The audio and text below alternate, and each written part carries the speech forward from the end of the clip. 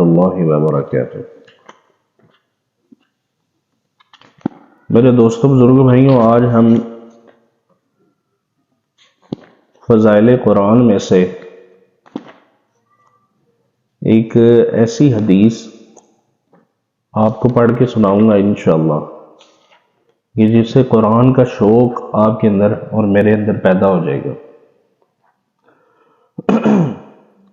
عقبہ بن عامر رضی اللہ تعالیٰ عنہ کہتے ہیں کہ نبی کریم صلی اللہ علیہ وسلم تشریف لائے، ہم لوگ صفہ میں بیٹھے تھے، آپ صلی اللہ علیہ وسلم نے فرمایا کہ تم میں سے کون شخص اس کو پسند کرتا ہے کہ علی الصبح بازار بطحان یا عقیق میں جاوے اور 2 اونٹنیاں عمدہ سے عمدہ بلا کسی قسم کے گناہ اور قطع رحمی کے پکڑ لائے۔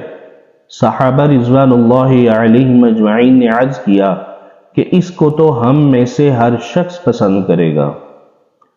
حضور اقدس صلی اللہ علیہ وسلم نے فرمایا کہ مسجد میں جا کر 2 آیتوں کا پڑھنا یا پڑھا دینا 2 اونٹنیوں سے اور 3 آیات کا 3 اونٹنیوں سے، اسی طرح 4 کا 4 سے افضل ہے اور ان کے برابر اونٹوں سے افضل ہے۔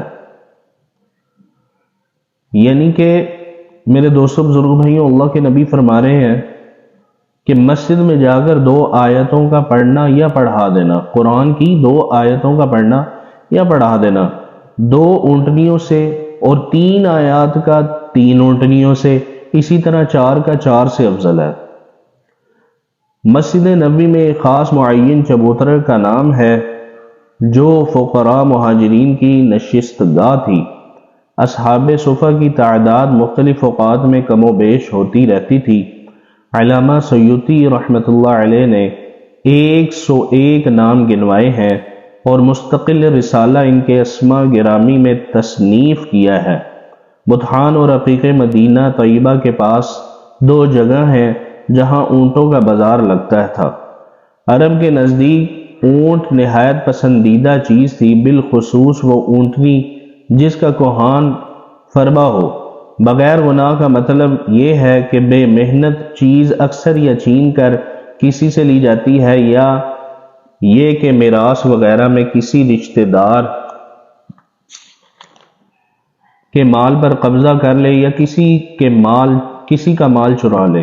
اس لیے حضور اکرم صلی اللہ علیہ وسلم نے ان سب کی نفی فرما دی کہ بالکل بلا مشقت اور بدون کسی گناہ کے حاصل کر لینا جس قدر پسندیدہ ہے، اس سے زیادہ بہتر افضل ہے چند آیات کا حاصل کر لینا، اور یہ یقینی امر ہے کہ 1-2 اونٹ درکنار عفت کی سلطنت بھی اگر کسی کو مل جائے تو کیا، آج نہیں تو کل موت اس سے جبراً جدا کر دے گی، لیکن 1 آیت کا اجر ہمیشہ کے لیے ساتھ رہنے والی چیز ہے۔ دنیا ہی میں دیکھ لیجئے کہ آپ کسی شخص کو 1 روپیہ عطا فرما دیجئے، اس کو اس کی مسرت ہوگی مقابلہ اس کے کہ 1000 روپیہ اس کے حوالے کر دے کہ اس کو اپنے پاس رکھ لے، میں ابھی واپس آ کر لے لوں گا، کہ اس صورت میں بجز اس پر بار امانت کے اور کوئی فائدہ اس کو حاصل نہیں ہوگا۔ در حقیقت اس حدیث شریف میں فانی باقی کے تقابل پر تنبیہ بھی مقصود ہے کہ آدمی اپنی حرکت و سکون پر غور کرے، کسی فانی چیز پر اس کو ضائع کر رہا ہوں یا باقی رہنے والی چیز پر، اور بھی حسرت ہے ان اوقات پر جو باقی رہنے والا وبال کماتے ہو۔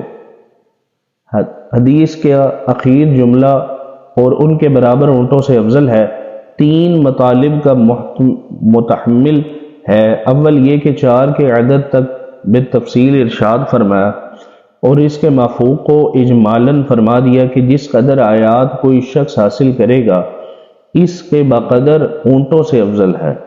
اس صورت میں اونٹوں سے جنس مراد ہے، خواہ اونٹ ہوں یا اونٹنیاں، اور بیان ہے 4 سے زیادہ کا، اس لیے کہ 4 تک کا ذکر خود تصریحاً مذکور ہو چکا ہے۔ دوسرا مطلب یہ ہے کہ انہیں اعداد کا ذکر ہے جو پہلے مذکور ہو چکے، اور مطلب یہ ہے کہ رغبات مختلف ہوا کرتی ہیں۔ کسی کو اونٹنی پسند ہے تو کوئی اونٹ کا گردیدہ ہے۔ اس لیے حضور اقدس صلی اللہ علیہ وسلم نے اس لفظ سے یہ ارشاد فرمایا کہ ہر آیت ایک اونٹنی سے بھی افضل ہے، اور اگر کوئی شخص اونٹ سے محبت رکھتا ہو تو ایک آیت ایک اونٹ سے بھی افضل ہے۔